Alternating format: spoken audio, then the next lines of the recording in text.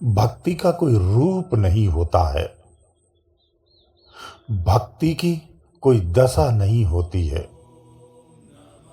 भक्ति की केवल दिशा होती है। भक्ति कोई विशेष नहीं होती है। यानी भक्ति आप अपने अनुसार, अपनी स्थिति के अनुसार चुन सकते हैं। जितने लोग उतनी भक्ति भी हो सकती है।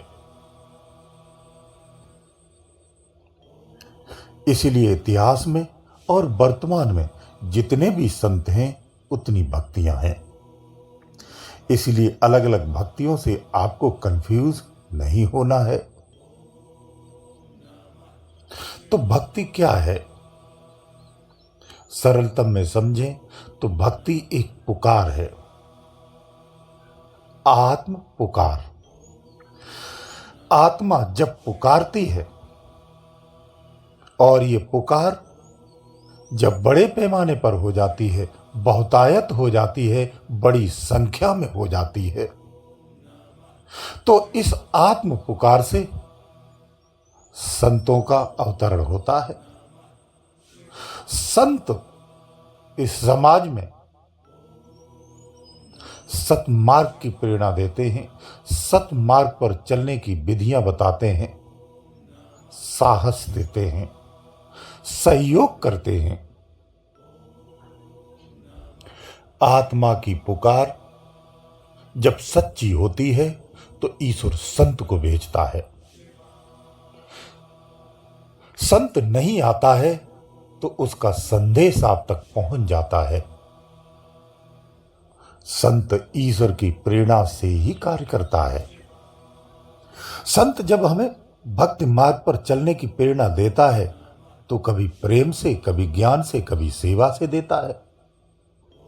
इस प्रकार से अलग अलग संतों ने अलग अलग भक्तियों के मार्ग कहे हैं और शिक्षित किया है, प्रेरित किया है। जैसे कि तुलसीदास, संत तुलसीदास राम के दीवाने थे। उन्होंने अपने आप को राम को समर्पित कर दिया था। उनके समस्त जीवन का उद्देश्य केवल राम ही था, तो वो राम के लिए जिए।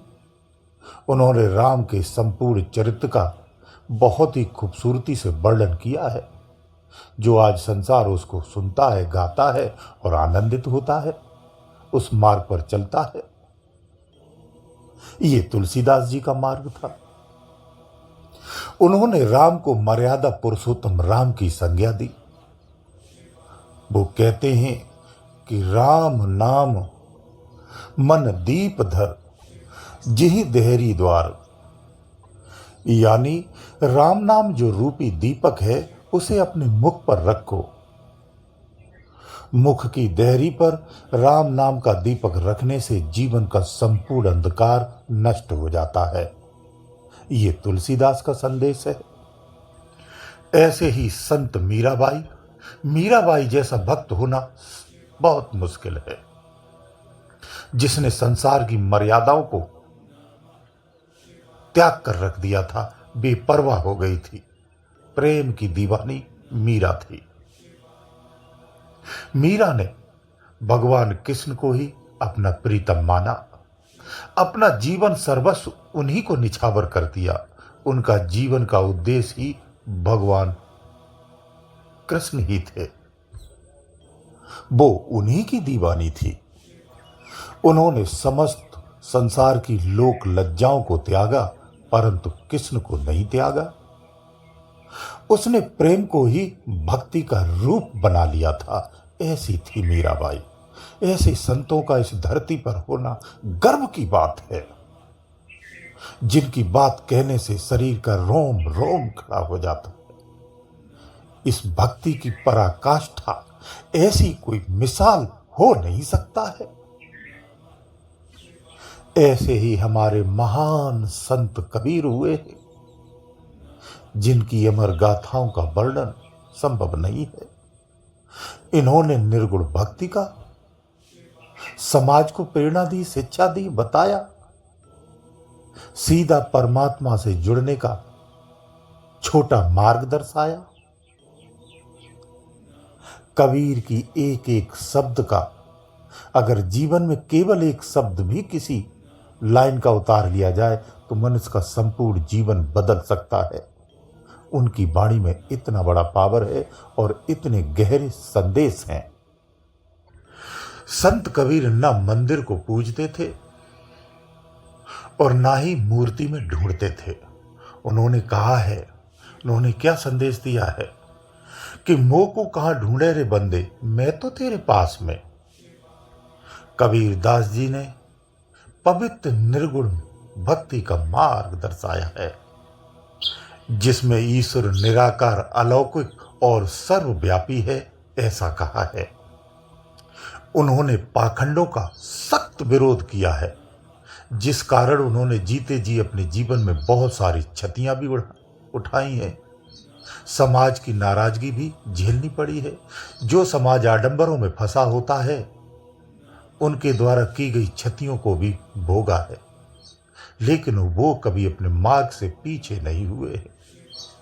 इन पाखंडों का बहुत सख्ती से खुल करके खंडन किया है, विरोध किया है और सीधा आत्मा से, परमात्मा से जोड़ने का संदेश दिया है, मार्ग दर्शाया है। कबीरदास जी कहते हैं कि खोज अपने भीतर, वही सच्ची भक्ति है। परमात्मा अंतर में स्थित है, जो तुम्हारे सदा साथ में रहता है। उन्होंने ये संदेश दिया है, उन्होंने ये भक्ति दी है। ऐसे ही संत नामदेव हुए, उन्होंने सगुण भक्ति का संदेश दिया है। संत नामदेव विठोबा के अनन्य भक्त, उन्होंने भगवान को साकार रूप में देखा है और उन्हीं से बात की है। हंसे, रोए, गाए, उनकी भक्ति एक मासूम बालक की तरह थी। उनका विश्वास था कि ईश्वर साकार रूप में है। आत्मभाव से पुकार करने पर वो निश्चित रूप से भक्त की बात को सुनता है और आता है, दर्शन भी देता है। ये उनका अटल विश्वास था। तो उन्होंने सगुण भक्ति का समाज को संदेश दिया है। उन्होंने समूचे महाराष्ट्र में सगुण भक्ति की अलख जगाई है। ऐसे ही संत ज्ञानेश्वर हैं। अद्वैत वेदांत के ज्ञान को जन भाषा में लाने वाले संत हैं। उन्होंने ज्ञानेश्वरी ग्रंथ भी लिखा है, जो भगवत गीता का मराठी भाष्य है। उनका एक ही दृष्टिकोण था कि ज्ञान ही भक्ति है। इसलिए उनकी भक्ति विचार और तर्क से भरी हुई पाई जाती है, लेकिन उनके हृदय में एक गहरी श्रद्धा थी।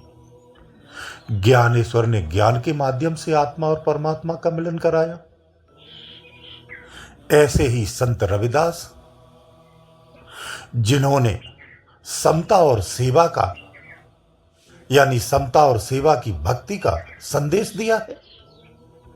उन्होंने भक्ति को जाति से, धर्म से, वर्ग से ऊपर उठ करके देखा है और ऊपर उठ करके ही समाज को संदेश दिया है, जगाने का प्रयास किया है। उन्होंने भक्ति को सेवा और समानता का आधार माना है। उन्हीं की कही एक पंक्ति है जो जग में बहुत बड़े पैमाने पर प्रसिद्ध है कि मन चंगा तो कठौती में गंगा। उन्होंने कहा है कि भक्ति बाहरी कोई आडंबर नहीं है, बल्कि भीतर की निर्मलता है। तो इस प्रकार से ऐसे तमाम संत हैं जिन्होंने अलग अलग भक्तियों का संदेश दिया है, पर उन सब का, समस्त भक्तियों का स्रोत एक ही है, कोई दूसरा नहीं है। क्या? प्रेम, समर्पण और सत्य की खोज। सारी भक्तियों का लक्ष्य यही है, उद्देश्य यही है, क्रिया प्रक्रिया भी यही है। तुलसीदास राम के आदर्श से जोड़ते हैं, मीरा प्रेम से जोड़ती है और कबीरदास जी सत्य से और नामदेव विश्वास से। वहीं ज्ञानेश्वर विवेक से जोड़ते हैं और रविदास समता का संदेश देते हैं। तो अंत में आपको ये बात समझना चाहिए कि भक्ति का मार्ग कोई भी हो, अगर वो भक्ति मन को पवित्र कर देती है, हमारे अहंकार को, हमारी बुराइयों को पूरी तरह से मार देती है और आत्मा को परमात्मा से जोड़ने का कार्य करती है, तो वो सच्ची भक्ति है। हमें ऐसी भक्ति अपना लेना चाहिए। आप किस संत की भक्ति से प्रेरित हैं, हमें जरूर बताना। यदि आपको कुछ कंफ्यूजन है, कुछ चीज समझ में ना आई, तो हमसे आप पूछ सकते हैं। गुरुदेव दयालु।